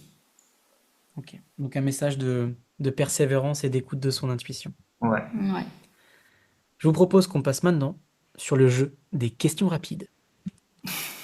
Alors, suite à des débats sur Instagram avec beaucoup de personnes, j'ai été obligé d'intégrer le Seigneur des Anneaux dans cette question. Donc, est-ce que vous êtes plus team Star Wars, Seigneur des Anneaux ou Harry Potter? Ah, Harry Potter, évidemment. Moi, je suis un grand fan. Ni l'un ni l'autre. Je dirais ouais, non, Harry Potter, non. Seigneur des Anneaux, allez. Ok. Bon, Harry Potter et le Seigneur des Anneaux. Aimer ou être aimé? Aimer. Aimer. Ok. Ah, faut répondre vite, non, avant l'autre? Ouais, vous faut répondre vite. Vous pouvez vous couper la parole, c'est pas Elle, grave. elle va mettre des coups de poing, là, tu sais, elle a sorti les gants de boxe, elle est en mode game. Ok. Allez, on enchaîne. Apnée sous glace ou apnée sous les cocotiers? Sous les Sur les cocotiers. cocotiers direct. Allez, alors du coup, le lac et la thermocline, tout ça, tout ça. Ouais, non, mais la sous-glace, non, merci. Non. Bon, on organise quand un stage ensemble à Dab? Ce serait sympa. Ah, alors ouais. ça, ce serait une très très bonne idée, ouais, Ouais. carrément. On en discutera pour fin d'année, pourquoi pas, Ouais, ça pourrait être trop vraiment, cool. vraiment. Trop bien. BTV ou Frenzel Fata? Ah, Friends Alpha. Frenzel. Frenzel. Hypercapnie ou hypoxie? Hypercapnie. Ah, hyper capé. Apnée verticale ou horizontale? Vertical. AIDA ou FFSSM? Aïe, Aïda. aïe, aïe, aïe, aïe. Je boycotte cette question, je ne peux pas répondre. Ah, elle est méchante, je sais. Non, mais en vrai, moi, je suis pour la fin de la guerre entre les deux chapelles, Voilà, AIDA c'est et ça, c'est ça. FFSSM. Putain, faut qu'on arrête les Donc, c'est la guéguerres. dernière fois que je poserai cette question. Non, Tu si veux vous qu'on ait avez le des choix- emmerdes, toi, hein? Ouais, j'aime bien, mais. Ouais, j'aime bien les emmerdes. Si vous deviez choisir, en fait, entre une compétition au 6 pas avec le Nice Abyss Contest ou le championnat de France, lequel vous attire le plus et pourquoi? C'est ça, en fait, la question. 6 pas. J'aurais dit. Ouais, si pas aussi. Apparemment, il y a une bonne ambiance. Ouais, le côté familial. Ok. Ouais. Si vous aviez le choix entre la colère ou la oisiveté, Colère. Colère. pourquoi? Bon, au moins, on fait sortir. Ouais, faut On sortir sort ce qu'il y quelque a. chose, ouais. Puis moi, j'aime bien me mettre en colère. Ok. T'aimes bien te mettre en colère?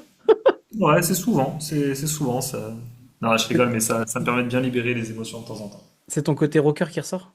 Ouais, exactement. Toi, je savais pas que tu savais ça, mais ouais, Mais c'est ça. attends, je prends mes renseignements, hein. Et on a Ouais, le beaucoup mec, parlé il pendant le manque même pas. BPGEPS. D'ailleurs, tu peux nous parler un peu de ta vie avant de musicien? Et Ouais, quelle alors est moi, la grande j'ai différence commencé avec ta à... vie aujourd'hui?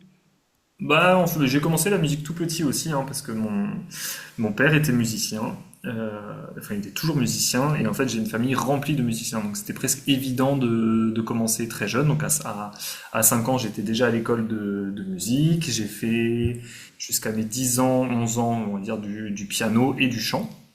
Et après, j'ai basculé à la guitare.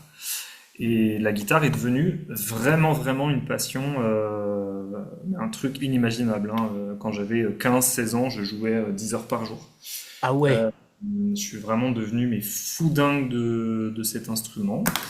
Et aujourd'hui, j'en joue encore, mais plus du tout professionnellement. Alors, ce qui s'est passé, c'est que j'ai tenté d'en faire mon métier. Donc, j'ai commencé comme enseignant.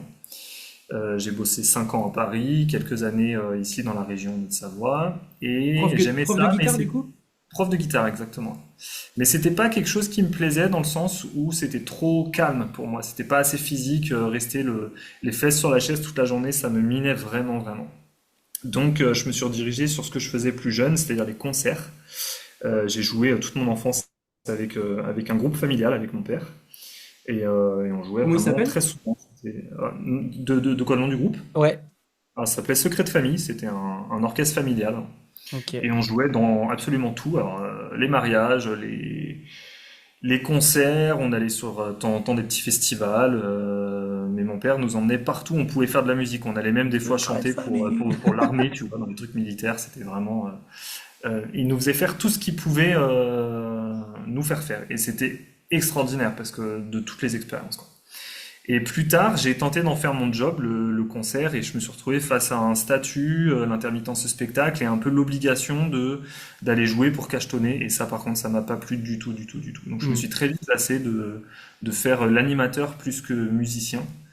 Et quand j'ai remis le nez dans l'apnée, c'était évident qu'il fallait que je garde la musique comme passion, uniquement comme passion, et plus que j'en fasse un métier. Ok. Et toi, Adeline, tu as des passions à côté de l'apnée? Non, moi, c'est vraiment la passion que j'ai, donc l'apnée, depuis peu, hein. Mais non, moi, je suis pas une grande passionnée de divers sports. Après, voilà, je suis plus à me promener, j'aime beaucoup prendre l'air, être aussi parfois seule, me recentrer, voilà, je suis un peu plus dans ce domaine. Ok. Euh, c'est une question que je pose jamais, mais j'ai envie de parler des parents, parce que c'est un podcast un peu sur l'amour, et forcément nos parents on les aime, parfois non. Euh, en quoi vos parents vous ont influencé, on va dire, dans votre manière de pratiquer l'apnée, votre manière d'entreprendre? Enfin, je sais pas, j'ai envie de parler des parents là. Ouais, ouais, c'est super intéressant. Moi, ça a été vraiment un énorme tremplin, mes parents, hein, parce que ben, j'en parle même très souvent quand on me demande comment t'as lancé ton entreprise, comment t'as fait pour te lancer. C'est des questions que j'ai très très souvent, je suis super étonné. Et pour le coup, j'ai toujours des parents qui m'ont transmis un peu ce truc, pas fais ce que tu veux, parce qu'on avait une vraie éducation, mais fais ce que t'aimes. En tout cas, essaye et fais-le. J'ai jamais senti de frein. Bah, tu vois bien avec la musique, hein, on était plus éduqués à faire de la musique que faire les devoirs, quoi. Et quand j'ai lancé mon idée de monter une école d'apnée à 30 ans, moi dans ma famille ça choque personne, quoi. C'est normal, quoi. C'est faire un truc que t'aimes. Et il serait plus du genre à s'inquiéter si demain il me voyait partir dans un boulot un peu train-train avec la boule au ventre. Là, ouais, ça poserait beaucoup de questions. Donc j'ai beaucoup de chance, je pense en tout cas avoir eu beaucoup de chance d'avoir une famille très très ouverte et très boost, quoi. C'est sors de ta zone de confort et puis fais ce que tu as envie de faire, quoi. Ouais, c'est génial, hein. C'est ok, super. Bah, t'as beaucoup de chance, c'est cool. Et toi, Adeline, les Ouais. parents, ils sont quand tu parles d'apnée, quand tu parles de suivre tes projets, tes rêves, de créer Planète Apnée, ils sont plus à soutenir ou Alors ils moi, sont plus inquiets? alors, enfin, ouais. Donc mes parents, ça va être un peu l'ancienne génération, c'est-à-dire il fallait avoir un travail, un CDI, la maison, etc. Et bah, le moment où je leur ai dit que je quittais ce travail que je faisais en CDI, Tu faisais quoi que avant? j'ai travaillé dans la restauration pendant plusieurs années. Donc, quand j'ai quitté ce fameux job, ça a été un petit peu l'incompréhension. Donc, j'ai laissé un petit peu de côté et je me suis dit, allez, fonce, fais ce que tu as envie, peu importe le soutien. Après tout, je le fais pour moi, hein, je le fais pas pour les autres. Donc un peu différent que Simon. Hmm. Et est-ce que tu dirais, enfin, je trouve qu'il y a souvent une différence importante entre les hommes et les femmes. Les femmes, elles ont, c'est peut-être hyper stéréotypé ce que je dis, mais plus peur du regard des autres, plus peur du jugement. Est-ce que tu trouves que c'est vrai? Oui, je pense que il y a toujours eu ce côté, la femme, elle doit travailler, elle doit bah, avoir les enfants, s'en occuper, avoir une maison bien tenue, avoir beaucoup de choses à gérer. Que l'homme, j'ai l'impression que ça a toujours été un petit peu, oh, il fait un petit peu ce qu'il veut, s'il a envie de changer de boulot, c'est pas grave, il peut être passionné, il peut avoir plein de choses. Donc oui, je pense qu'il y a quand même une petite différence entre Phénomène sociétal d'air, ouais, carrément. le phénomène, ouais. Vous avez déjà, vous, ressenti du sexisme dans l'apnée? Très peu quand même. C'est vrai que par rapport à beaucoup de sports, beaucoup de disciplines, franchement très peu. Après, je pense que c'est aussi comment on met le cadre. Donc dans l'apnée, oui, on l'a déjà vu dans certains contextes. Par contre, chez nous, pas du tout. Alors déjà, le fait que bah, on soit deux, hein, c'est un homme, une femme.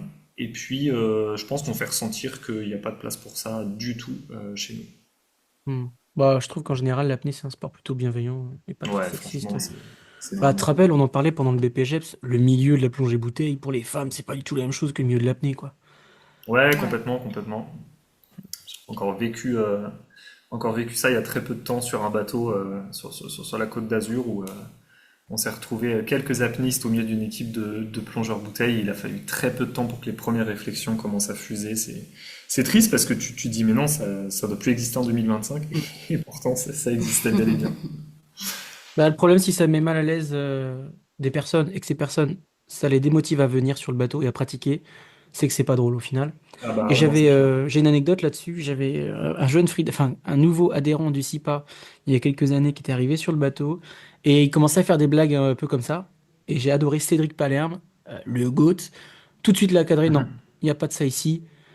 Et, euh, et tu te rappelles, pendant BPGEPS, on avait découvert que les femmes s'arrêtaient dans le système d'évaluation pour devenir plongeuse professionnelle à cause de ça.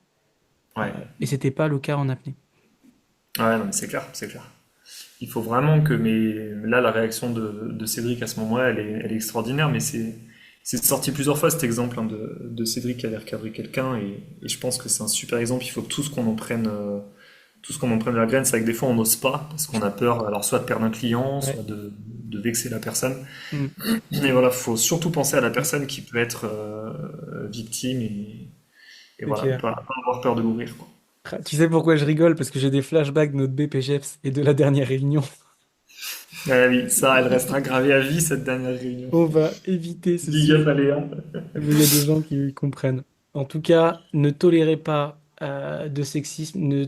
Si vous voyez un comportement déplacé, des réflexions sexuelles, insistantes, c'est non. Point barre. Parlez-en, surtout, ouais. Euh, Adeline, est-ce que tu as une citation préférée et pourquoi? Hmm, attends, je réfléchis, hein. Simon, si t'en as une sous le coude. Ouais, vas-y, tant que je réfléchis. Non, là, comme ça, j'ai rien qui me vient, tu vois. Ah, je vous ai. On entend tellement des citations que là, tout de suite, il n'y a rien qui me. J'ai pas une phrase en tête à te Bah, dire. vis la vie comme si c'était le dernier. Voilà. Ok. Pourquoi? Bah parce qu'on devrait arrêter parfois de se prendre un peu trop la tête pour des futilités et en fait de kiffer tous les jours et de profiter tous les jours des personnes qui nous entourent, des personnes qu'on aime, des personnes qui ont besoin d'écoute, voilà, toutes sortes de personnes et surtout de donner de son temps et d'aimer les gens, quoi. Ok.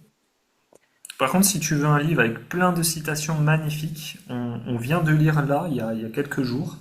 C'était quoi le titre? L'éloquence de la sardine. Ouais. Un magnifique livre de Bill François. C'est un livre mais passionnant de ouf sur le monde de la mer. Ouais.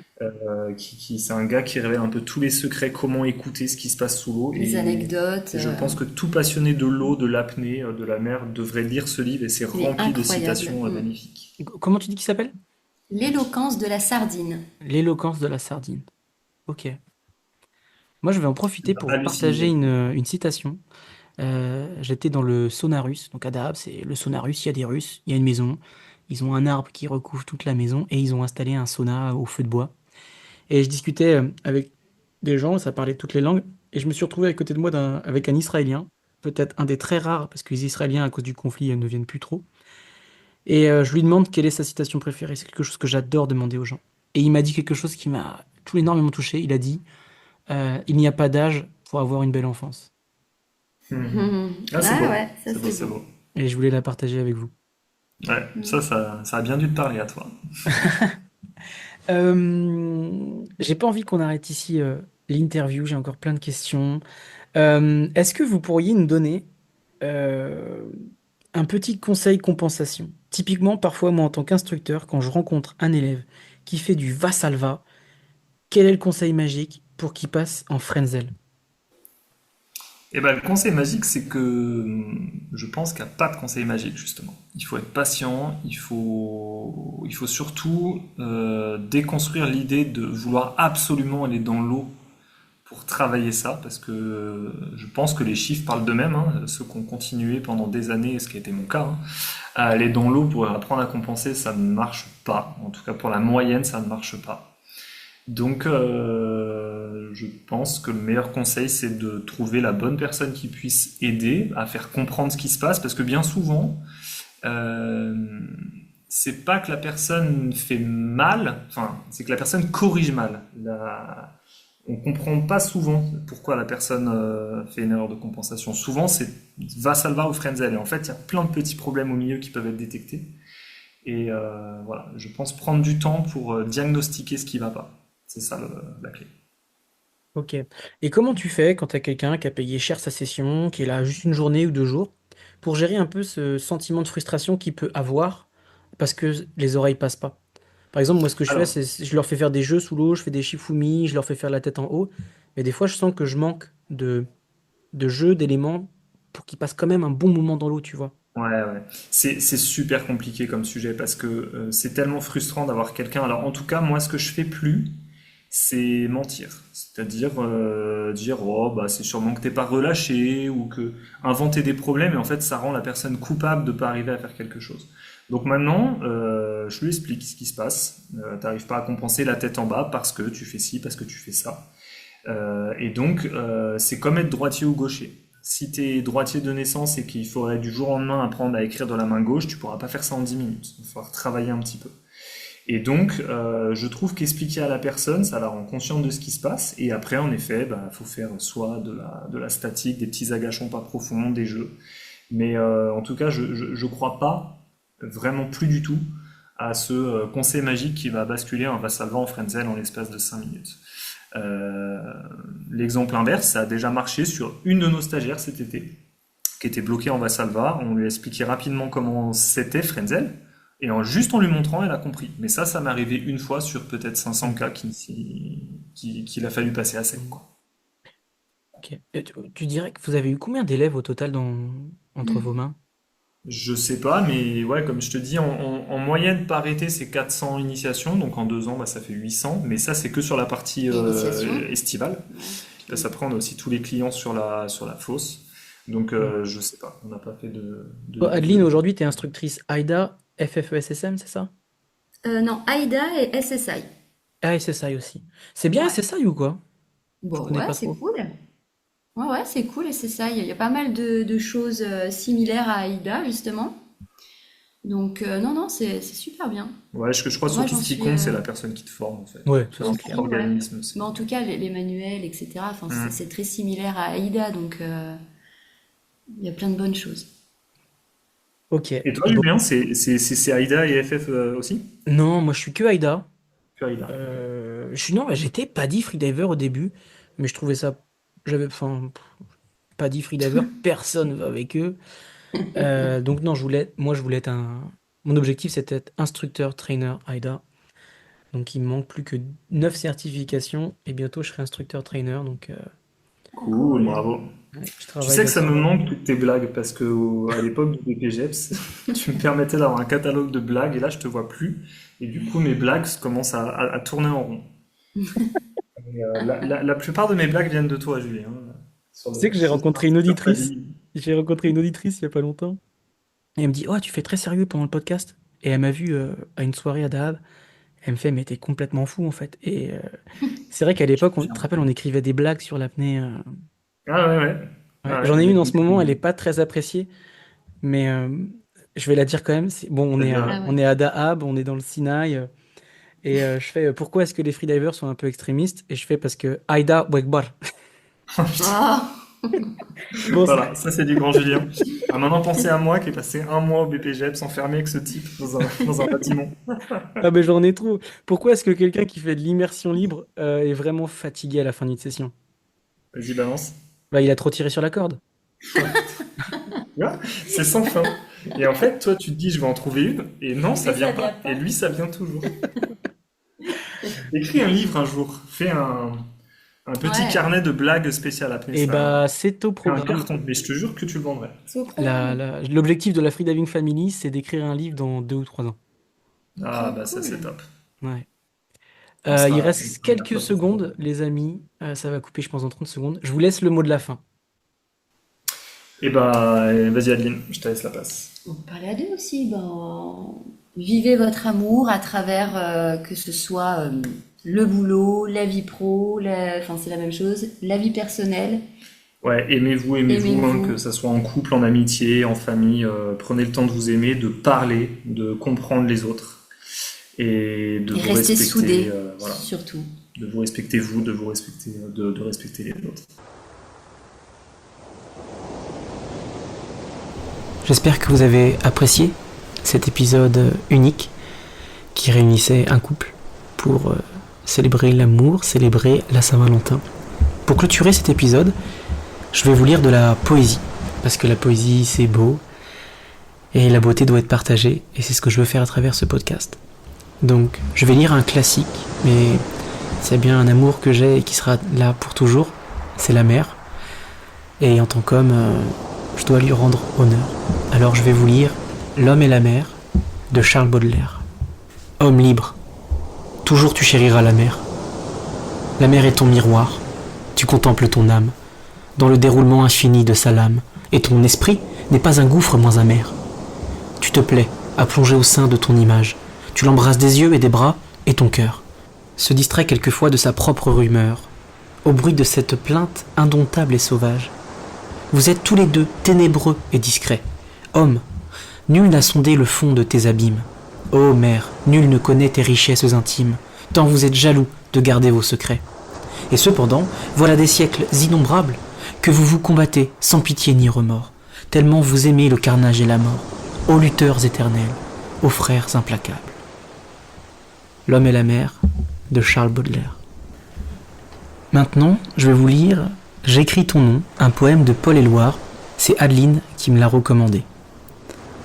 J'écris ton nom, sur mes cahiers d'écolier, sur mon pupitre et les arbres, sur le sable, sur la neige, j'écris ton nom. Sur toutes les pages lues, sur toutes les pages blanches, pierre sans papier ou cendre, j'écris ton nom. Sur les champs, sur l'horizon, sur les ailes des oiseaux, et sur le moulin des ombres, j'écris ton nom. Sur chaque bouffée d'aurore, sur la mer, sur les bateaux, sur la montagne démente, j'écris ton nom. Liberté. J'écris ton nom de Paul Éluard. Maintenant, je vais vous lire une poésie de Pierre de Marbeuf, Recueil des vers, en 1628. C'était pas hier. Et la mer et l'amour ont la mer pour partage. Et la mer est amère, et l'amour est amer. L'on s'abîme en l'amour aussi bien qu'en la mer, car la mer et l'amour ne sont point sans orage. Celui qui craint les eaux, qu'il demeure au rivage. Celui qui craint les maux, qu'on souffre pour aimer, qu'il ne se laisse pas à l'amour enflammer. Et tous les deux, ils seront sans hasard de naufrage. La mer de l'amour eut la mer pour berceau. Le feu sort de l'amour, sa mère sort de l'eau. Mais l'eau contre ce feu ne peut fournir des armes. Si l'eau pouvait éteindre un brasier amoureux, ton amour qui me parle est si fort douloureux, que j'eus éteint son feu de la mer de mes larmes. Maintenant, c'est au tour de Victor Hugo de nous faire voyager avec « À la belle impérieuse ». L'amour panique, de la raison se communique par le frisson. Laissez-moi dire, n'accordez rien si je soupire, chantez c'est bien. Si je demeure, triste à vos pieds, et si je pleure, c'est bien riez. Un homme semble souvent trompeur, mais si je tremble, belle, ayez peur. Maintenant, je vais vous lire du Félix Harvert, « À mon ami ». Ça a été écrit en 1851. À mon ami. Tu sais l'amour et son ivresse, tu sais l'amour et ses combats, tu sais une voix qui t'adresse, ces mots ineffables tendresse, qui ne se disent que tout bas. Sur un beau sein, ta bouche errante, enfin a pu se reposer, et sur une lèvre mourante, soutenir la douceur enivrante, qui recèle un premier baiser. Maître, que c'est bien qu'on en vit, ton cœur est pur, tes jours sont pleins, esclave à tes vœux asservis, la fortune embellit ta vie. Tu sais qu'on t'aime, et tu te plains, et tu te plains, et t'exagères. Ces vagues d'ennui d'un moment, ces chagrins, ces douleurs légères, et ces peines si passagères, qu'on ne peut souffrir qu'en aimant. Et tu pleures, et tu regrettes ces épanchements amoureux. Pourquoi ces mots que tu t'apprêtes? Garde ces plaintes indiscrètes, et ces pleurs pour les malheureux. Pour moi, de qui l'âme flétrie n'a jamais reçu de serment, comme un exilé sans patrie. Pour moi, qu'une voix attendrie n'a jamais nommé doucement. Personne qui daigne m'entendre, à mon sort qui saigne de s'unir, et m'interroge d'un air tendre, pourquoi je me suis fait attendre un jour tout entier sans avenir. Personne qui me recommande de ne rester qu'un peu d'instant hors du logis qui me gourmande lorsque je rentre et me demande où suis-je allé si longtemps. J'aime d'haleine caressante, qui la nuit vienne m'embaumer. Personne dont la main pressante cherche la mienne et dont je sente sur mon cœur les bras se fermer. Une fois pourtant, 4 années, aurait-elle donc effacé ce que ces heures fortunées d'illusions environnées au fond de mon âme ont laissé? Oh, c'est qu'elle est si jolie. Soit qu'elle ouvrit ses yeux si grands, soit que sa paupière affaiblie, comme un voile qui se déplie, éteignit ses regards mourants. J'osais concevoir l'espérance que les destins moins ennemis, prenant pitié de ma souffrance, viendraient me donner l'assurance d'un bonheur qui l'aurait permis. L'heure que j'avais attendue, le bonheur que j'avais rêvé, a fui dans mon âme éperdue, comme une note suspendue, comme un sourire inachevé. Elle ne s'est point souvenue du monde qui ne la vit pas. Rien n'a signalé sa venue. Elle est passée humble, inconnue, sans laisser trace de ses pas. Depuis lors, triste et monotone, chaque jour commence et finit. Rien ne m'émeut, rien ne m'étonne. Comme un dernier rayon d'automne, j'aperçois mon front qui jaunit. Et loin de tout, quand la misère de l'avenir s'est refermée, je fuis, exilé volontaire. Il n'est qu'un bonheur sur la terre, celui d'aimer et d'être aimé. Ah bah putain, ça m'a touché quoi. Bah ça c'est beau. Mais je vous laisse là-dessus.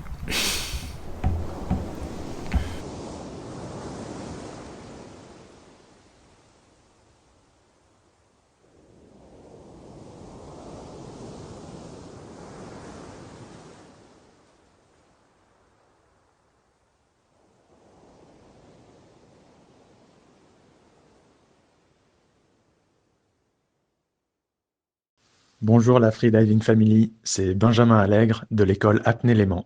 Apnée-Léman est une école située près de Genève, au cœur du centre nautique d'Évian-les-Bains, dans l'une des plus belles piscines d'Europe, classée au patrimoine. Dans ce cadre exceptionnel, l'école propose des cours en piscine et dans la verticalité du lac Léman. Elle initie à l'apnée, dispense les niveaux Molchanov et Aïda et organise des entraînements en eau froide. Spécialisée en préparation mentale et gestion du froid, Apnée-Léman offre l'opportunité de pratiquer l'apnée sous glace. Une expérience qui renforce la confiance en soi. Ouverte toute l'année, des jeunes aux seniors, l'école enseigne le lâcher-prise, favorise l'écoute de soi pour une société plus sereine.